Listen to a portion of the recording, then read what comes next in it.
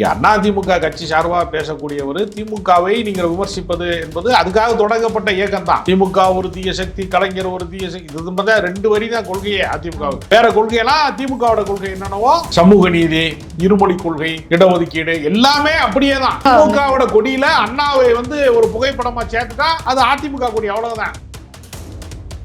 அதிமுகவின் கொள்கைகளை கோட்பாடுகளை பேசுவதற்கு பதிலாக பாஜகவினுடைய கோட்பாடுகளை இந்த தமிழகத்தை காப்போம்ங்கிற பயணத்தில் போய் அவர் பேசிட்டு இருக்கார். அவர் என்ன பேசுறங்கிறது தெரிஞ்சு பேசுறாரா தெரியாம பேசுறாரான்னு தெரியல. அறநிலையத்துறையின் சார்பாக கட்டப்பட்ட கல்லூரியை கட்டக்கூடாது என்று எம்ஜிஆர் சொல்லி இருக்கிறாரா, யாருமே சொல்லல. எடப்பாடி சொல்றாருன்னா எடப்பாடி எம்ஜிஆர் வழி நடக்கவில்லை, ஜெயலலிதா வழி நடக்கவில்லை, பேரறிஞர் அண்ணா வழி நடக்கவில்லை, பெரியார் வழி நடக்கவில்லை, அது அவர் அமித்ஷா வழி நடக்கவில்லை. ஏடிஎம்கே என்பதை மோடி எம்கேயாக அவர் மாற்றிவிட்டார். அதனுடைய விளைவாக என்ன நடக்குது அப்படின்னு நீங்க பாத்தீங்கன்னா பாஜக காரனுடைய கோரிக்கைகளை எல்லாம் கொள்கைகளை எல்லாம் பாஜக காரன் திராவிட நாடு பெறுவதை பற்றி பாராட்டி பேசுவானா, திராவிடத்தை ஒழிப்போம் தானே பேசுறான்ல, திராவிட நாடு பற்றி பேசுவானா. அவனுடைய இந்து முன்னணி மாநாட்டுல நாத்திக நரிகள் என்று பெரியாரையும் அண்ணாவையும் காட்டுறானா, அப்ப அவன் கொள்கையில அவன் உறுதியா இருக்கிற போது அதிமுக காரன் போடுற பிச்சையில தான் வாழ்ந்துகிட்டு இருக்கான் பாஜக காரன் தமிழ்நாட்டுல என்று சொல்லக்கூடிய அளவிற்கு அதிகார பிச்சை போடக்கூடிய இடத்துல தானே எடப்பாடி இருக்கிறாரு. எடப்பாடிக்கு அரசியல் ஞானம் கிடையாது, எல்லாருக்குமே தெரியும். அடிப்படை அறிவுமா கிடையாது.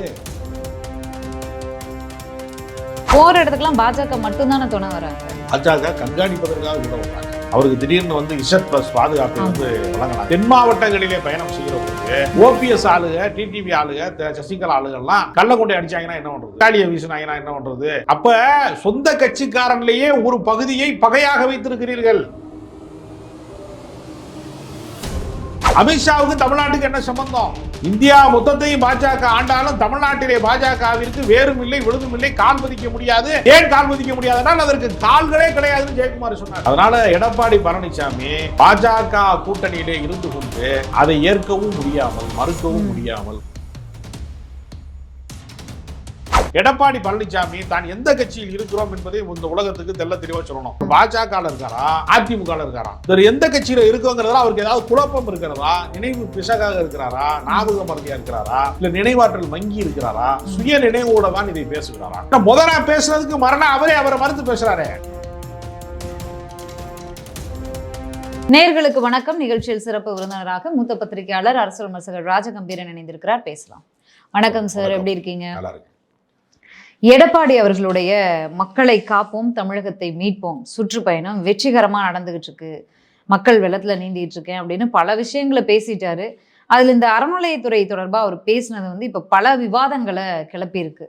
அறநிலையத்துறை காசை எடுத்து எதுக்காக பள்ளி கல்லூரி கட்டுறீங்க அப்படின்னு இது ஊடகங்கள்ல பேசுபொருளானதை விட மக்களே இதற்கு எதிராக கருத்துக்களை பதிவு பண்ணோன்னு அதை அப்படியே திரும்ப வாங்கிட்டார். மாணவர்களுக்காக தான், மாணவர்களுடைய நலன் கருதி தான் நான் பேசினேன். அறநிலைத்துறையினால கட்டப்படக்கூடிய பள்ளி கல்லூரிகள் சிறப்பானதா இருக்காது, அரசாங்கத்தால நடத்தக்கூடிய பள்ளி கல்லூரிகள் தான் சிறப்பாக இருக்கும் அப்படின்னு மீண்டும் ஒரு கருத்தை பதிவு பண்ணியிருக்கார். உங்களுடைய பார்வை? எடப்பாடி பழனிசாமி அவர்கள் அதிமுகவை மீட்பதற்கான பயணத்தை தான் தமிழகத்தை காப்போம் என்கிற பெயர்ல பயணம் செய்கிறார். அப்படி அரசியல் பயணம் செய்கிற போது கூட்டணி கட்சியாக இருக்கக்கூடிய பாஜகவும் அந்த தலைவர்களும் பங்கேற்பார்கள். அவங்க வேற கண்காணிக்கிற தனியா விட மாட்டாங்க. ஏற்கனவே ஓபிஎஸ் இபிஎஸ் ரெண்டு பேரும் இரட்டையாக ஆட்சி செய்த போதெல்லாம் ஒருத்தர் இன்னொருத்தரை சந்தேகிப்பதற்காக வேண்டி விட்டுறக்கூடாதுங்கிறதுக்காக கூடவே வருவார் எல்லா இடத்துக்கும். இப்ப அந்த ஓபிஎஸ் இடத்துக்கு பாஜக வந்துருச்சு. இரட்டை தலைமை ஓபிஎஸோட இடத்துக்கு பாஜக வந்துருச்சு. இப்ப இவர் போற இடம் பூரா அவங்க தலைவர்கள்லாம் திடீர்னு ஒரு கூட்டத்திலையும் ஒரு ஆள் மேலே ஏறி அந்த பயணத்துல வர்றாங்க. அதுக்கு ஒரு சிறப்பான வாகனம்லாம் ஏற்பாடு செஞ்சு ஒரு போறாரு. நீங்க அதிமுக கட்சி சார்பாக பேசக்கூடியவர் திமுகவை நீங்கள் விமர்சிப்பது என்பது அதுக்காக தொடங்கப்பட்ட இயக்கம் தான். திமுக ஒரு தீய சக்தி, கலைஞர் ஒரு தீய சக்தி, இது ரெண்டு வரி தான் கொள்கையே அதிமுகவுக்கு. வேற கொள்கையெல்லாம் திமுகவோட கொள்கை என்னன்னவோ சமூக நீதி, இருமொழி கொள்கை, இடஒதுக்கீடு எல்லாமே அப்படியே தான். திமுகவோட கொடியில அண்ணாவை ஒரு புகைப்படமா சேர்த்துட்டா அது அதிமுக கொடி, அவ்வளவுதான். அப்ப அண்ணா திமுகன்னு ஒண்ணு தனியா கிடையாது, அண்ணாவே திமுக தானே.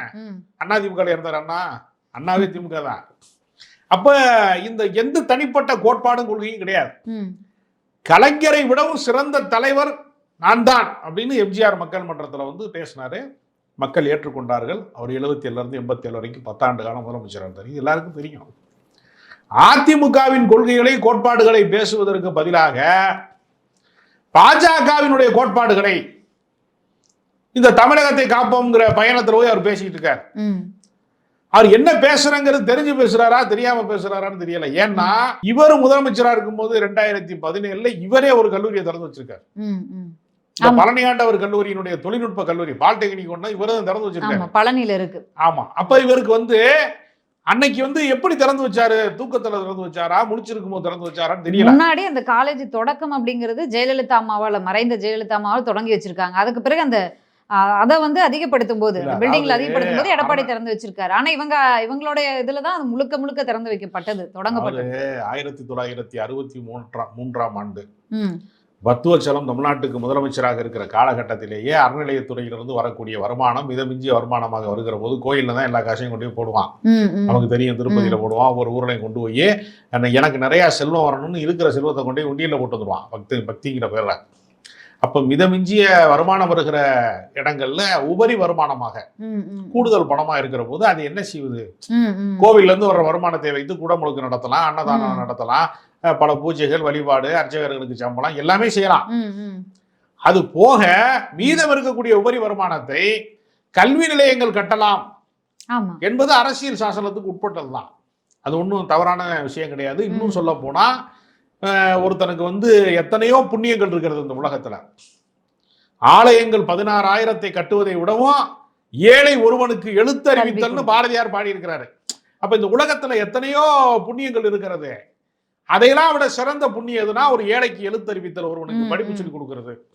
ஏன்னா கல்வி பற்றி மிகப்பெரிய அறிஞர்கள்லாம் என்ன சொல்லியிருக்காங்கன்னா, சாமானிய மனிதனுக்கு அதிகாரத்தோடு எந்த சம்பந்தமும் கிடையாது. அதிகாரம் ஒரு இடத்திலே குவிக்கப்படுகிறது. குவிக்கப்பட்ட அதிகாரத்திலே தனக்கான பங்கு என்ன என்று ஒரு சாமானியன் கேட்க முடியுமா? கேட்க முடியாது. அப்படி கேட்பதற்கு ஒரு வாய்ப்பை உருவாக்குவது கல்வி. ஒரு ஐஏஎஸ் ஆபீசர் என்ன செய்யறாரு? ஒரு அமைச்சருக்கு ஒரு உத்தரவை போடுவதில் அவர் ஆலோசனை நடத்துறாரு, சொல்றார் இப்படிதான் செய்யணும், ரூல்ஸ் அண்ட் ரெகுலேஷன் சொல்றாரு. ஒரு ஜட்ஜா இருக்கிறவங்க என்ன செய்யறாங்க? மக்களால் தேர்ந்தெடுக்கப்பட்ட ஒரு முதலமைச்சரை சிறைக்கு அனுப்புறாங்க. வருமானத்துக்கு அதிகமாக சொத்து சேர்த்த வழக்கு, பல வழக்குகள்ல நம்ம பாக்குறோம். அப்ப அந்த நீதி அரசருக்கான அதிகாரம் எங்கிருந்து பிறக்கிறது? ஒரு ஐஏஎஸ் ஐபிஎஸ்க்கு அதிகாரம் எங்கிருந்து பிறக்கிறதுனா அவர்கள் கற்ற கல்வியிலிருந்து பிறக்கிறது. எனவே கல்வி என்பது சாமானியனுக்கு அதிகாரத்தை பகிர்ந்தளிக்கிற இடத்துல அது இருக்கிறது. அப்ப அந்த இடத்துல சாமானிய மக்களுக்கு செய்வதை பாராட்டுகிற இடத்திலே தான் இவர்கள் இருக்க வேண்டுமே தவிர, அதற்கு நேர் மாறாக கல்வி என்பது எளிய மக்களுக்கு அதிகாரத்தை பகிர்ந்தளிக்கக்கூடிய ஏற்பாடு என்று மேற்கத்திய அறிஞர்கள் பல பேர் மேற்கோள் காட்டியிருக்கிறாங்க. அப்ப இவர் இதை கடந்த காலத்திலே பத்துவச்சலத்தினுடைய காலத்திலே 6 கல்லூரிகள் திறக்கப்பட்டது. பின்னாளிலே அதனுடைய தொடர்ச்சியாக 2021 கூட ஒரு 6 கல்லூரிகளுக்கான அனுமதி பெறப்பட்டது. அதற்கு எதிராக பார்ப்பனர்கள் போய் வழக்கு போடுறான். வழக்கு அதை நீங்க அனுமதிக்க கூடாது என்று வழக்கு போடுகிறது. நீதிமன்றம் இது அரசியல் சாசனத்துக்கு உட்பட்டதுதான், அதற்கான உரிமை இருக்கிறது அப்படின்னு தள்ளுபடி பண்ணிட்டாங்க. இப்ப வெறுமனை கல்லூரிகள் மட்டுமல்ல, பள்ளிக்கூடங்கள் இருக்கிறது. காது கேளாத ஒரு பள்ளிக்கூடங்கள் இருக்கிறது. வாய் பேச முடியாதவங்களுக்கான பள்ளிக்கூடம் இருக்கிறது. மகளிருக்கான கல்லூரி இருக்கிறது. நானே பல கல்லூரிகளை பார்த்திருக்கிறேன். அறநிலையத்துறையினுடைய கல்லூரி பாத்தீங்கன்னா தென்காசி பகுதியில குற்றாலத்துல எல்லாம் இருக்கிறது. பல இடங்கள்ல பராசக்தி கல்லூரின்னு பேர் அது. இல்ல, இப்ப இந்த பழனியாண்டவர் கல்லூரியே எங்க பகுதியில உள்ள ஒரு கல்லூரி தான். அங்க இல்லாத வசதிகளே கிடையாது. எல்லா வசதிகளும் இருக்கு. என்னென்ன அப்டேட் ஆகுதோ எல்லாமே அவங்க அப்டேட் பண்ணிட்டே இருக்காங்க. அத்தனை மாணவர்கள் அங்க கல்வி பயில்றாங்க. இதுல என்ன ஒரு குத்தம்? பொது பணத்தை எடுத்து தனிநபர் கையாடல் செய்தால் அதை குற்றமாக சொல்லலாம், ஊழல்னு சொல்லலாம். பொது பணத்தை எடுத்து பொதுமக்களுக்கு தானே கல்லூரி கட்டி கொடுக்குறாங்க. ஏறத்தாழ ஒரு 29,000 பேர் அதுல படிக்கிறாங்க என்று ஒரு புள்ளி விவரத்தை அறநிலையத்துறை அமைச்சர் சேகர் பாபு சொல்றாரு. அப்போ உங்களுக்கு நாங்கள் கல்வி வருவதிலே, சாமானிய மக்கள் கல்வி வருவதிலே, ஏழை எளிய மக்கள் கல்வி வருவதில் உங்களுக்கு எங்கு பிரச்சனை தொடங்குகிறது? சரி, இப்ப நான் என்ன சொல்றேன், இந்த காமக்கோடி பீடாதிபதி எல்லாம் சொல்றாங்கல்ல, அவங்களுடைய அமைப்புகள் சார்பாக மருத்துவமனைகள் நடத்துறாங்க, பக்தர்கள் பணத்துல இருந்து கல்லூரிகள் நடத்துறாங்க, பல கல்வி நிலையங்கள்லாம் நடத்துறாங்கல்ல. கண்டிப்பா. அப்ப அதையெல்லாம் அங்கெல்லாம் போய் சொல்லியிருக்காங்களா அவங்க? அங்கெல்லாம் ஃபீஸ் வாங்கிட்டு நடத்துறாங்க. இந்த அறநிலைத்துறையால வருது ஃபீஸ் இல்லாம நடக்கக்கூடிய ஒரு இலவச கல்வி. சாதாரண ஏழை எளிய மக்களுக்கு அது போய் கிடைக்க கூடாதுன்னு நினைக்கிறான். கல்வி கிடைக்க கூடாது, பெண்களுக்கான கல்வி கிடைக்க கூடாதுன்னு நினைக்கிறான். அப்ப இதை வந்து எம்ஜிஆர் எதிர்த்து இருக்கிறாரா? அறநிலையத்துறையின் சார்பாக கட்டப்பட்ட கல்லூரியை வந்து கட்டக்கூடாது என்று எம்ஜிஆர் சொல்லி இருக்கிறாரா? யாருமே சொல்லல. எடப்பாடி சொல்றாருன்னா, எடப்பாடி எம்ஜிஆர் வழி நடக்கவில்லை, ஜெயலலிதா வழி நடக்கவில்லை, பேரறிஞர் அண்ணா வழி நடக்கவில்லை, பெரியார் வழி நடக்கவில்லை, அது அவர் அமித்ஷா வழி நடக்கிறார். ஏடிஎம்கே என்பதை மோடி எம்கேயாக அவர் மாற்றிவிட்டார். அதனுடைய விளைவாக என்ன நடக்குது அப்படின்னு நீங்க பாத்தீங்கன்னா, பாஜக காரனுடைய கோரிக்கைகளை எல்லாம், கொள்கைகளை எல்லாம் இவர் பேசுறார். இப்ப நான் என்ன கேட்கிறேன், பாஜக காரன் திராவிட நாடு பெறுவதை பற்றி பாராட்டி பேசுவானா? திராவிடத்தை ஒழிப்போம் தானே பேசுறான்ல. திராவிட நாடு பற்றி பேசுவானா? அவனுடைய இந்து முன்னணி மாநாட்டுல நாத்திக நரிகள் என்று பெரியாரையும் அண்ணாவையும் காட்டுறான். அப்ப அவன் கொள்கையில அவன் உறுதியா இருக்கிற போது, உன் தோளிலே ஏறி 4 சட்டமன்ற உறுப்பினர்கள் வெற்றி பெறக்கூடிய இடத்துல அதிமுக காரன் போடுற பிச்சையில தான் வாழ்ந்துகிட்டு இருக்கான் பாஜக காரன் தமிழ்நாட்டில் சொல்லக்கூடிய அளவிற்கு அதிகார பிச்சை போடக்கூடிய இடத்துல தானே எடப்பாடி இருக்கிறாரு. எடப்பாடிக்கு வந்து அந்த இது கிடையாது, அரசியல் ஞானமும் கிடையாதுங்கிறது எல்லாருக்குமே தெரியும். அடிப்படை அறிவுமா கிடையாது.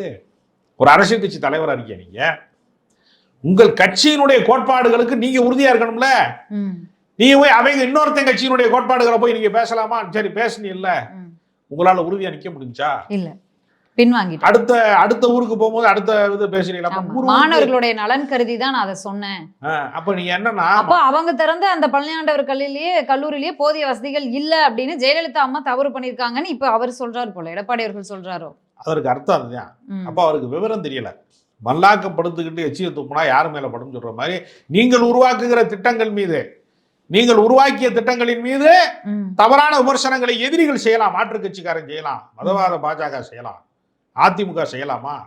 இது ஒரு கேள்வி இருக்கிறது. அதனால எடப்பாடி பழனிசாமியினுடைய சுற்றுப்பயணம் என்பது சொந்த காசுல சூனியம் வைக்கிற மாதிரி ஆயிருமோங்கிற அச்சம் இருக்கிறது. போற இடத்துக்குலாம் என்டிஏ கூட்டணியை சேர்ந்த கட்சி தலைவர்கள் பங்கேற்பாங்க, கட்சியினர் பங்கேற்பாங்கன்னு சொன்னாங்க. போற இடத்துக்குலாம் பாஜக மட்டும்தானே துணை வராங்க. பாஜக கண்காணிப்பதற்காக கூட வர்றாங்க. அவருக்கு திடீர்னு வந்து Z+ பாதுகாப்பை வந்து வழங்கினாங்க. ஏன் வழங்கினாங்க அப்படின்னு கேட்டா, நான் அதிமுக அவருடைய ஒரு முக்கியமான நிர்வாகிட்ட கேட்டேன், எதுக்கு அவருக்கு Z+ன்னு கேட்டேன். ஏற்கனவே அவருக்கு Y+ எல்லாம் கொடுத்தாங்க, எதற்காக மறுபடியும் அவருக்கு பாதுகாப்பை வந்து அதிகப்படுத்துறீங்க அப்படின்னு கேட்டதுக்கு, மத்திய அரசாங்கம் அவரை கண்காணிப்பில் வைத்திருப்பதற்காக பாதுகாப்பா, எதற்காக பாதுகாப்புன்னு கேட்ட போது அவர் சொன்னாரு, தென் மாவட்டங்களிலே பயணம் செய்கிற போது OPS ஆளுக, டிடிவி ஆளுக, சசிகலா ஆளுகள்லாம் கள்ள கொண்டை அடிச்சாங்கன்னா என்ன பண்றது, முட்டையை கொண்டை அடிச்சாங்கன்னா என்ன பண்றது, தக்காளியை வீசினாங்கன்னா என்ன பண்றது? அப்ப சொந்த கட்சிக்காரன்லேயே ஒரு பகுதியை பகையாக வைத்திருக்கிறீர்கள். அவர்களை வந்து உறவாக மாற்ற முடியாதவரை நீங்க என்ன எப்படி தலைவராக இருக்க முடியும்? ஒற்றை தலைவர்ங்கிறது என்ன? உங்கள் ஆளுமையால், உங்களுடைய அன்பால், உங்களுடைய தலைமை பண்பால் நீங்க என்ன செஞ்சிருக்கணும், எல்லாரையும் அரவணைத்து போகக்கூடிய பண்பை நீங்க பெற்றிருக்கணும். எம்ஜிஆர் மறைவுக்கு பின்னால் கூட தான் ஜானை அணி, ஜெயலலிதா அணி 2 அணி இருந்தது. ஜானை அணியில தான் பெரிய தலைவர்கள் அத்தனை பேர் இருந்தாங்க. நாவலர் நெடுஞ்செழியன்ல இருந்து காளிமுத்துல இருந்து மூத்த தலைவர்கள் அத்தனை பேருமே எங்க இருந்தாங்க? முழுக்க ஜானை அணியில தான் இருந்தாங்க. திருநாவுக்கரசு, KKSSR மாதிரி ஒரு சிலர் மட்டும்தான் ஜெயலலிதா அணியில இருந்தாங்க. அப்ப வந்து ராஜீவ் காந்தியினுடைய படுகொலை காரணமாக ஜெயலலிதாவுக்கு வந்து ஒரு பெரிய கிரேஸ் உண்டாயிருச்சு. ஏன்னா திமுக வீழ்த்தப்படுகிற சூழ்நிலை வந்துருச்சு.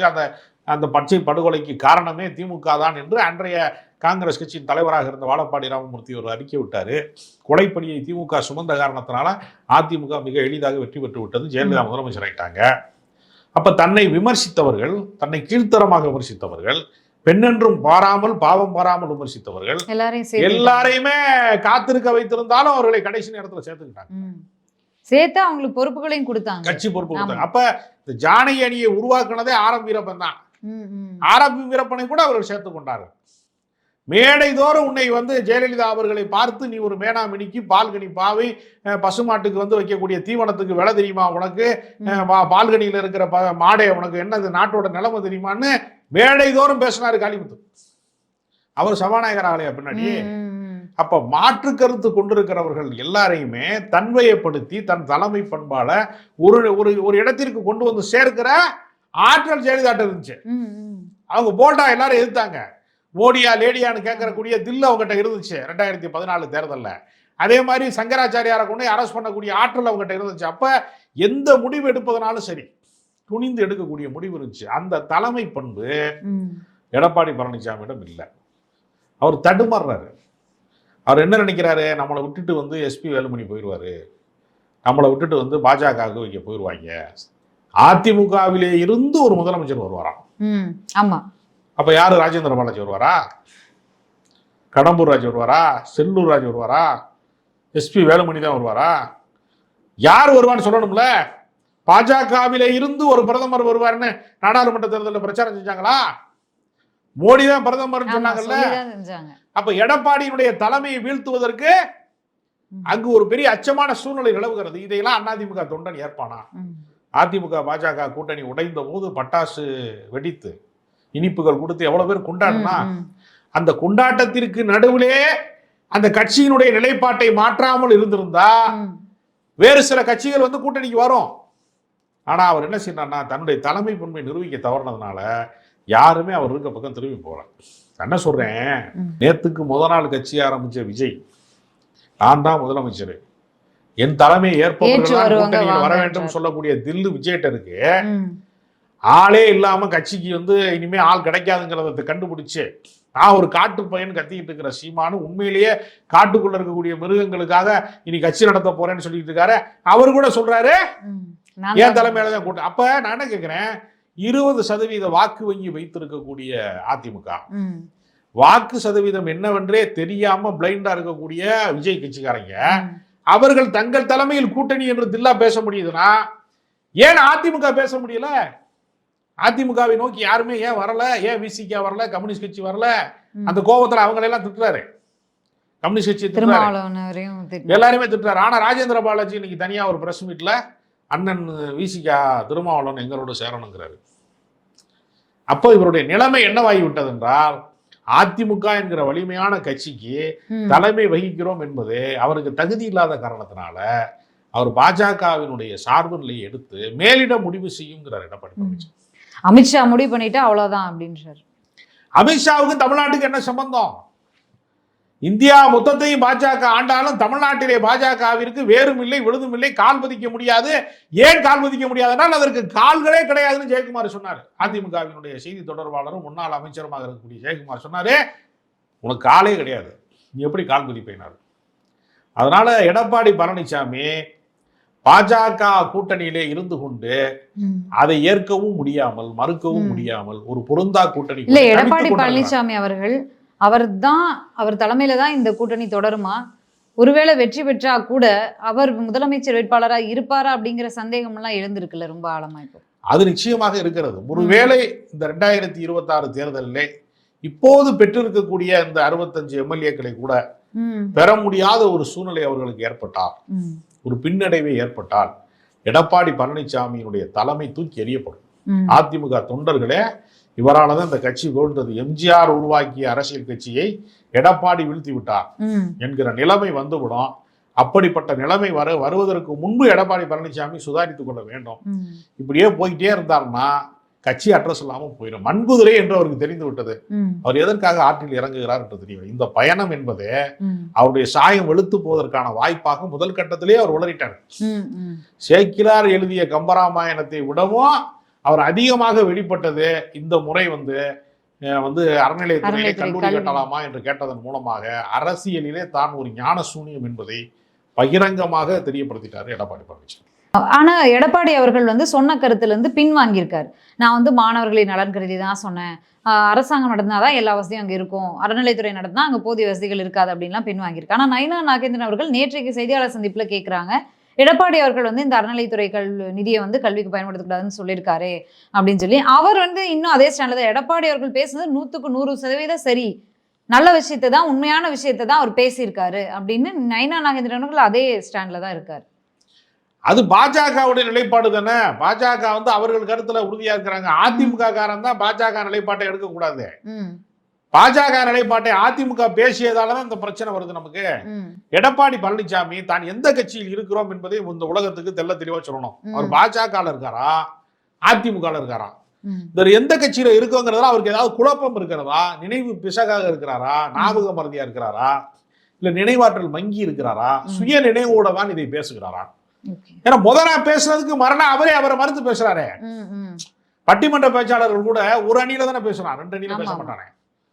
ஒரு ஊர்ல இந்த அணியில இன்னொரு ஊர்ல போய் வேற ஒரு அணியிலையும் பேசுற பட்டிமன்ற பேச்சாளை மாதிரி பழனிசாமி போய் ஒவ்வொரு மேடையிலேயே ஏறிக்கிட்டு நான் நேத்து சொன்னது என்னன்னா அது வந்து வேற, இது வேற வாய், அது நார வாயின்ற மாதிரி மாத்தி மாத்தி பேசுறாரு. இதெல்லாம் அவருடைய தலைமை பண்புக்கு, அவருக்கு தலைமை பண்பு ஒண்ணு இருக்கான்னு தெரியல. அதனால அவர் வந்து சொத்துக்களை பாதுகாப்பதற்காக கட்சியின் மீது வழக்கு போடுகிறார்கள் என்பதற்காக அச்சப்பட்டு அடிமையின் உடம்பிலே ரத்தம் எதற்கு தன் அச்சப்படும் கோலைக்கு இல்லம் எதற்குன்னு எம்ஜிஆர் பாட்டு இருக்கு. எம்ஜிஆர் பாட்டை கேட்டா கூட பல பேருக்கு வீரம் வரும்னு சொல்றான். அந்த அளவிற்கு வந்து குறைந்தபட்சம், அதாவது தன்னை வெட்டியவன் வீட்டு வாசலிலேயே வெக்கமே இல்லாமல் நிற்குமாம் வாழை. வாழை மரத்தை வெட்டி கொண்டு யார் வெட்டினான்னா அவன் வீட்டு வாசல்ல தானே போய் தலைவாசல்ல தானே ஃபங்க்ஷன்ல இருக்க போய் வைக்கிறான் வாழை மரத்தை. தன்னை வெட்டியவன் வீட்டு வாசல்லையே போய் வெக்கமில்லாமல் நிற்குமாம் வாழை. தன்னை வீழ்த்தியவன் கால்களிலே வீழ்ந்து கிடக்கிறான் கோழை. இந்த கோழைத்தனத்தை விட்டு எடப்பாடி பழனிசாமி வெளியேறினாரே முதல்ல அதிமுக தொண்டனே ஒன்று ஏத்துக்குவான். தமிழ்நாட்டு மக்கள் ஒன்று ஏற்றுக்கொள்ளுகிற இடத்துல இல்லை. விஜய் கூட எடப்பாடி பழனிசாமி முதலமைச்சராகணும்னு சொல்றதுக்கு ரெடியா இல்லையே. சீமானு ஆடு மாடுகளோடு பேசி கொண்டிருக்கிற சீமான் கூட இன்னைக்கு வந்து எடப்பாடி தான் தமிழ்நாட்டுக்கு முதலமைச்சராக வேண்டும் என்று சொல்றதுக்கு தயாரா இல்லையே. இப்ப யாருமே ஏற்றுக்கொள்ளல. ஓபிஎஸ் ஏற்றுக்கொள்வாரா? டிடிவி யாருமே ஏற்றுக்கொள்ளல. புதிதா ஒரு அறிக்கை கொடுத்திருக்காரு. தமிழகம் முழுவதும் நான் சுற்றுப்பயணம் போக போறேன்னு ஒரு அறிக்கை கொடுத்திருக்காரு. ரெண்டு பேரும் எதிரெதிர் பயணம் செஞ்சா இன்னும் நல்லா இருக்கும், சுவாரஸ்யமா இருக்கும்.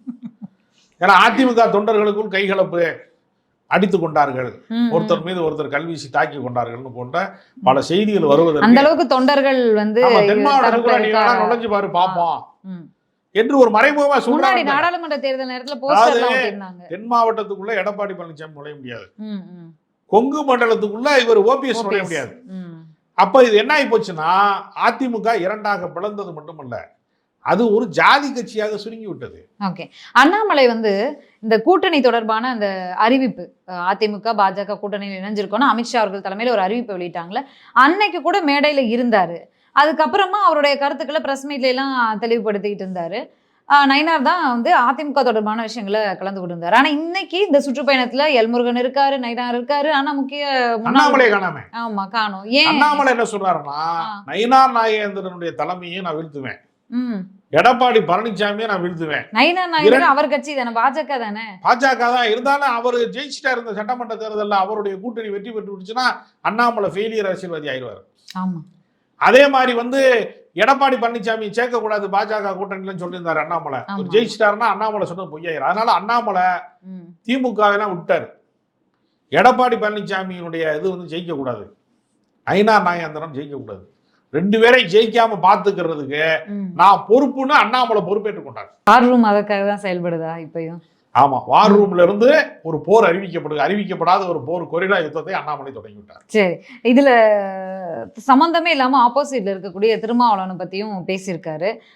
ரெட்டை வேடம் போடுறாரு திருமாவளவன், மனசுல ஒண்ணு வச்சுட்டு வெளியில ஒண்ணு பேசுறாரு. கூட்டணி ஆட்சி வேணும், ஆட்சியிலும் அதிகாரத்திலையும் பங்கு வேணும் அப்படின்னு கேட்கிறாரு. ஆனா வந்து நான் அதை திமுக கிட்ட கேட்க மாட்டேன், அதே மாதிரி அதிமுகவும் பாஜகவும் கூட்டணி ஆட்சி அப்படிங்கிற அடிப்படையில சேரக்கூடாது, அது தவறு, தமிழ்நாட்டு மக்களுக்கு ஒவ்வாது அப்படின்னு பேசுறாரு. இது இரட்டை நிலைப்பாடு தானே, வேஷம் போடுறாரு திருமாவளவன் அப்படின்னு இபிஎஸ் பேசுறாரு. திருமாவளவனே வந்து முதலமைச்சர் பதவி தர்றோம் அப்படின்னு கூப்பிடுங்க அதிமுக சார்பா. இதுவரைக்கும் தமிழ்நாட்டுக்கு ஒரு தலித் முதலமைச்சராகவே இல்லை, ஒடுக்கப்பட்ட சமூகத்திலிருந்து ஒரு உருவாகவே இல்லை, பட்டியல் இனத்திலிருந்து உயர் பதவிக்கு யாரும் வரவே இல்லை. அந்த வரலாற்றை மாற்றி காட்டுகிற பொறுப்பை நான் ஏற்றுக்கொள்கிறேன் அப்படின்னு சொல்லி எடப்பாடி பழனிசாமியை வந்து அழைக்கி சொல்லுங்க திருமாவளவனை, வருவார்ல. இவரும் அதிகாரத்துல பங்கு தர மாட்டாராம், திமுக கொடுக்கிறேன்னு மட்டும் குற்றச்சாட்டு சொல்றாங்க. ஏன் இவர் சொல்றதுக்கு தயாரா இருக்காரா? அந்த ஆட்சியில் பங்கு அதிகாரத்தில் பங்குங்கிற விவாதம் நடந்த போது செல்லூர்ராஜ் என்ன சொன்னாரு, அதிமுக இது ஏற்காதுன்னு சொன்னாரு. தமிழ்நாட்டு மக்களும் இதை ஏத்துக்க மாட்டாங்க, தமிழ்நாடு மக்கள் எல்லாம் ஏற்பாங்க, அதிமுக ஏற்காதுன்னு சொன்னாரா இல்லையா? அப்ப திருமாவளவனுக்கு உரிய அங்கீகாரம் கொடுக்காம கூட்டணி ஆட்சின்னு நீங்க அறிவிச்சுட்டு பாஜக கூட்டம் வெளியே வந்தா திருமாவளவன் அதிமுகவே ஆதரிப்பதுக்கு தயாரா இருக்காரு. பல பேரும் தயாரா இருக்காங்க. இவர் அதற்காக பேசுற மாதிரி தெரியலையே. எடப்பாடி கூட்டணி ஆட்சி அப்படிங்கறத நார்மலைஸ் பண்ணதற்காக பேசுறது போலதானே இருந்துச்சு அன்னைக்கு பேசுறது. எதிரணியை பலவீனப்படுத்த வேண்டும், யாருமே அந்த அணியில இருந்து வெளியே வர மாட்டாங்க. இல்ல பாஜக அதிமுக கூட்டணி ஜெல்லா இருக்கு, நாங்க ஒத்துமையா தான் இருக்கோம். இல்ல எடப்பாடி அவர்களுடைய நோக்கம் வலதுசாரிகளில் ஒருவராக இருக்கக்கூடிய துக்குலக் ரமேஷ் என்பவர் இன்றைக்கு ஒரு தனியார் தொலைக்காட்சி பேட்டியில சொல்றாரு, அதிமுக பாஜக கூட்டணி வந்து ஒர்க் அவுட் ஆகல, என்று பகிரங்கமாக துக்ளக் வலதுசாரி வார இதழையும் எழுதியிருக்கிறதா வலதுசாரி செய்தி. முகாமிலேயே சொல்றான். ம். அவனுக்கு தெரியுது ம். அதிமுக தொண்டர்கள் வந்து பாஜக கூட்டணியை விரும்பவில்லை, அவன் வேலை செய்ய மாட்டான், ம். தொண்டர்கள் வேலை செய்ய மாட்டான், ம். பாஜகவை தனிமைப்படுத்திடுவாங்க கூட்டணி என்று அமித்ஷா சொல்லலாமே தவிர ம். ம். தொண்டர்களுக்கு மத்தியிலே அது வந்து ஒரு உருவாகவே இல்லை ம். என்பதை வலதுசாரிகளே ஒப்புக்கொள்றான். ம். ம். பாஜக ஆதரவாளர்களே அதை வந்து ஒத்துக்கொள்றாங்க உண்மை. Okay. அப்ப அதிமுக தொண்டர்களின் குரல் என்பது அன்வர் ராஜா பேசியதுதான் உண்மையான குரல். ஏன்னா அன்வர் ராஜா அவர்கள் வந்து எம்ஜிஆர் திமுக இருக்கும்போது அவர் திமுக இருந்தார், ம். எம்ஜிஆர் மன்றம் ஆரம்பிக்கும் போது அவர் எம்ஜிஆர் மன்றத்தில் இருந்தார், எம்ஜிஆர் கட்சி ஆரம்பிக்கும் போது உதவ மாநாட்டில் இருந்தார். எம்ஜிஆர் உருவாக்கிய கட்சி தன் கண் முன்னால் எடப்பாடியால் அழிந்து கொண்டிருக்கிறதே என்கிற ஆதங்கத்துல அன்வர் ராஜா பேசினார். அன்வர் ராஜாவின் குரல் தான் அதிமுக தொண்டர்களின் குரல். ம். இந்த நிலை நீடித்தால் அதிமுக 2026 தேர்தலோடு காணாமல் போய்விடும். நன்றி சார், நன்றி. உங்களுடைய நேரத்துக்கும் கருத்துக்களுக்கும். பார்ப்போம் என்ன நடக்குது அப்படிங்கிறது பொறுத்து பார்க்கலாம்.